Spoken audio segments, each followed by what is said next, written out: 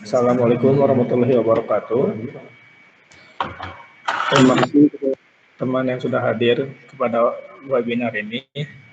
Perkenalkan, nama saya Fatur Abdul Halim dari D4 Teknik Informatika Universitas Logistik dan Bisnis Internasional.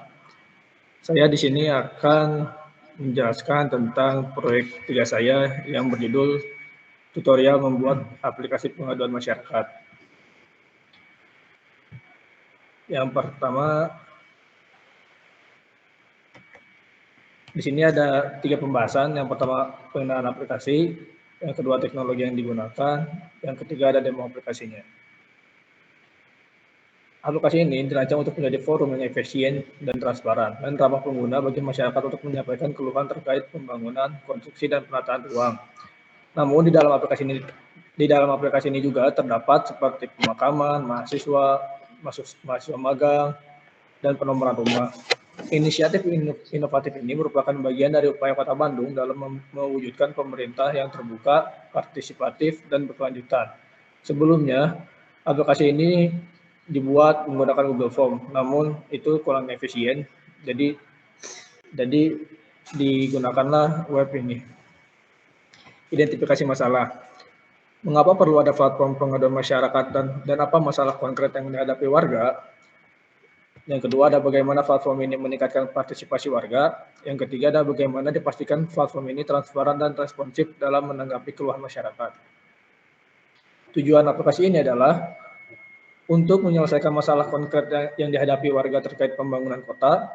Yang kedua, ada untuk terutama dalam isu-isu terkait infrastruktur agar masyarakat dapat lebih aktif dalam pembangunan kota. Yang ketiga, untuk menanggapi keluhan masyarakat dengan cepat dan efektif dan menciptakan lingkungan yang lebih terbuka dan responsif. Teknologi yang digunakan ini ada bahasa pemrograman dan ada software yang digunakan. Pertama, ada PHP. PHP merupakan bahasa pemrograman yang digunakan untuk pengembangan aplikasi web. Singkatan PHP sendiri itu berarti PHP Hypertext Preprocessor. PHP dirancang khusus untuk pembangunan web dan dapat disisipkan ke dalam kode HTML. PHP ini digunakan untuk backend-nya ya. Yang kedua ada CSS. CSS digunakan untuk front-end. CSS adalah bahasa pemformatan yang digunakan untuk mengatur tampilan dan gaya dari elemen-elemen dalam dokumen HTML. Jika kalian melihat web-web yang sangat bagus, yang sangat detail, nah itu terdapat CSS-nya.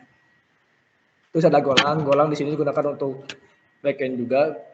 Go atau yang dikenal dengan Golang adalah bahasa pemrograman open source yang dikembangkan oleh Google. Golang dirancang untuk menyediakan kinerja yang tinggi dalam pengembangan perangkat lunak berskala besar. Yang kedua ada JavaScript yang digunakan untuk front-end, adalah bahasa pemrograman tingkat tinggi yang biasanya digunakan untuk mengembangkan aplikasi web. Ini merupakan salah satu komponen inti dalam pengembangan web bersama dengan HTML. Terus ada software yang digunakannya ada 2 ya. Ada Visual Studio Code yang digunakan untuk coding, untuk mengolah bahasa pemrograman tadi. VS Code ini adalah editor kode sumber yang dikembangkan oleh Microsoft. VS Code adalah perangkat lunak gratis dan sumber terbuka yang populer di kalangan pengembang perangkat lunak. Yang kedua ada XAMPP. XAMPP adalah singkatan dari X yang artinya XAMPP dapat berjalan di berbagai platform seperti Windows, Mac, Linux, dan Apache adalah server web yang digunakannya. MySQL sendiri adalah database yang sering digunakan di XAMPP. Dan ini ada demo aplikasinya. Untuk demo aplikasinya langsung terjun saja ke sini. Yang pertama ini ada dari menu pertama ini ada 3 tombol lah. Yang pertama pelayanan publik. Ini untuk masyarakat yang akan melakukan pelayanan publik.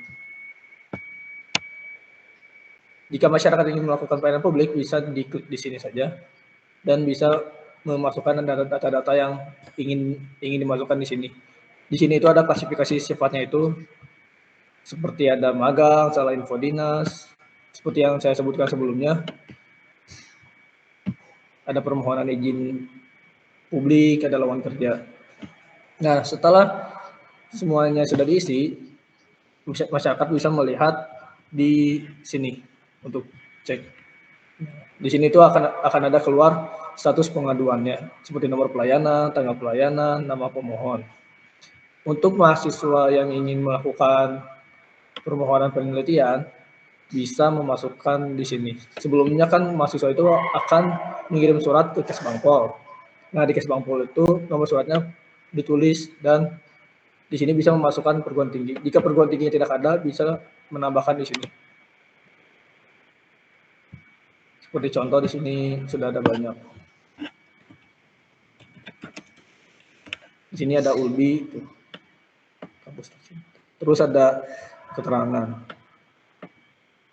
Selanjutnya admin akan memprosesnya di login admin.